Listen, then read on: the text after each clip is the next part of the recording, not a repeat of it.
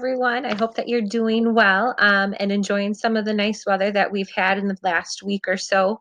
It's been a little bit chilly too, so hang in there. Hopefully, you can get outside when you can. Um, I also hope that interviewing your parents last week was lots of fun.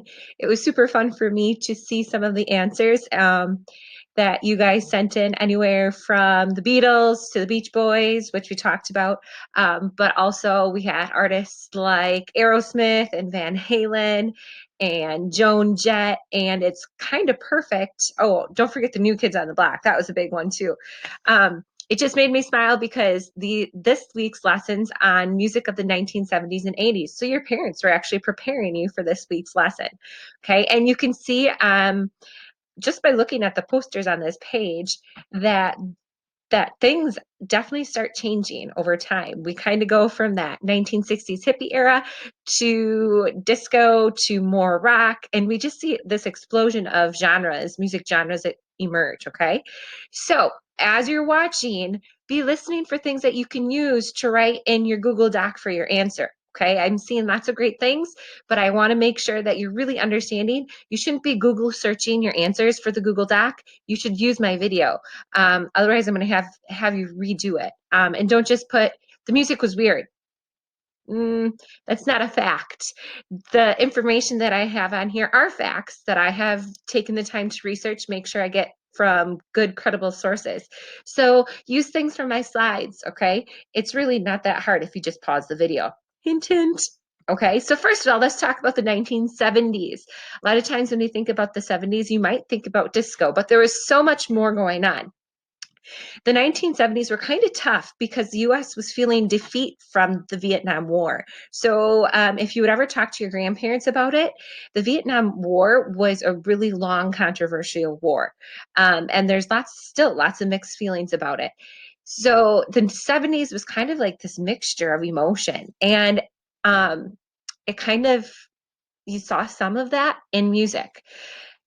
Even though there was some of this craziness going on, there was lots of forward progress and strides in gender equality. So women were starting to ask for equal rights here as well. And as a result of that, we start seeing a lot more female artists appear. Joan Jett is one of them. The band Heart, they have a famous song called Barracuda. Oh, Barracuda. Um, you might have heard it before if you have someone in your house like my dad listens to a whole bunch of classic rock from the 70s, okay? Hard rock, speaking of classic rock, hard rock starts becoming really popular. Okay, and this is where those of you that listen to stuff maybe in the shop when you're outside with your dads or grandpas, something like that. For me, it was in the barn. We've kind of talked about that. This was that kind of music, what we would call more classic rock now. It's also safe to say, as I mentioned earlier, disco was born, and it specifically kind of emerged from New York City, which I thought was interesting. And it mixed music from Motown. Motown was like from Detroit, funk music and soul music. So it mixed it all together to kind of get this feel good vibe. Okay. And it was really made popular by a famous movie called Saturday Night Fever. I kind of challenge you to see if your parents have ever seen that movie before. Okay. I have not, but I bet if you ask them, they probably at least know of it. That's the one, I believe, where John Travolta is dressed up in his white leisure suit and he's discoing and walking. Okay. My punk rock music fans, punk music was born in the 70s and it was also born in New York City. So I thought that was kind of cool because I listened to quite a bit of punk music when I was in high school. Like Green Day, for example, can kind of be punk-ish in some of their different phases. Okay. The 1980s, forgive me, I kind of blocked some of my words here, but the 1980s, as we roll into there, we see a whole bunch of musicians kind of collaborate, which means work together to try and change the world. And this is still because there was a whole bunch of feelings mixed from Vietnam War and now a war called the Cold War. The Cold War was, again, really controversial. There's lots of scare about nuclear bombs and stuff like that. So a lot of the youth started questioning some of the American policies the rules that America had with all of these different foreign countries. And it was reflected in some of their music. Now, if we're talking about the music, let's get to the good stuff. We see a lot more styles emerge. This is where we get some of the crazy stuff. Some of you talked about hair bands, and it made me smile. Hair metal is when we think about those 80s bands, rock bands, and they have these mullets and their hair is long and spiky all over. So we get groups like Aerosmith and Van Halen, and there's so many more. I bet if you talked with your parents, they probably listened to some hair metal bands. We also get hip hop and rap music starting to emerge and come out. So people like LL Cool J, Ice-T, some of the retro rap music is really fun and kind of ridiculous to listen to. I'm not going to lie. We have pop music. Whoop whoop. Pop music is the stuff that many of you listen to, like Michael Jackson and New Kids on the Block. Okay. There's also other artists like Madonna and Janet Jackson was big in the 80s. And then this one I thought was interesting. I had to kind of look it up because I wasn't sure what it was myself. And it's called New Wave music. New Wave music was a style of pop-ish music that kind of mixed a whole bunch of stuff. And specifically, they used these things called synthesizers. Synthesizers were like these really big, fancy keyboards that would like electronify the sound. And make it sound more technical. You have to think 80s technology, right? So it was kind of a big deal, and it would take rock and punk music and then mess with the sounds electronically, and that's what they called punk music, or excuse me, new wave music. And groups that we saw perform this were groups like the Pretenders or Billy Idol. Okay, not Billie Eilish, but Billy Idol. Okay.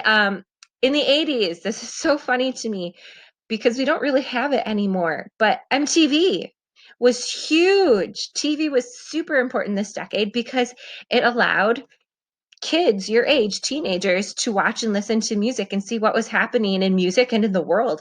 This is when we start seeing music videos. Like some of you in my one of my Friday groups, we've watched some of Michael Jackson's videos. If you've ever seen the Thriller music video, it came from the 80s. It's huge, okay? And because MTV helped communicate and spread the word of these artists, there was this explosion of megastars. Michael Jackson, obviously, being one of them, Madonna, Prince, okay? That basically just means they were like these huge superstars. And as these artists started to gain fame and fortune, they came together to work to raise money for global causes. And actually, in 1985, a whole bunch of different musicians and pop artists got together and they produced and created a music video and song titled "We Are the World," which you're going to actually kind of watch some of it for your assignment. Okay, which, speaking of your assignment, our check-in. Now, I gave you a lot of information in a short amount of time, so definitely feel free to pause and go back and use the video to help you. Okay, now the first thing that I need to tell you is you have to do both parts. Some of you have just still been doing one. Do them both. It's not hard, I promise. Tell me two things you learned about music from the 1970s and or 80s. Okay, it doesn't have to be both. It can be a fact from each. That's totally cool. And give me details from my video, not thoughts, and don't just Google search music of the 1970s and 80s because you can't trust what you find on Wikipedia. I promise. Okay. The second part is to listen to the song "We Are the World." Remember, this is the 80s, so yeah, it's going to be kind of funky to watch. It's an 8-minute video. You don't need to watch the whole thing. If you watch maybe the first 3 minutes, you kind of get the gist of it. If anything, it's just kind of fun to see all these different artists if you recognize them. My question for you is to tell me, what is the message of this song? Okay. Um, I told you that the 80s was kind of this time where people were really starting to question American policies and politics. So tell me, what are they trying to get at? What are they looking at? And what's the big overall message they're trying to tell people? Yeah. So have fun with it.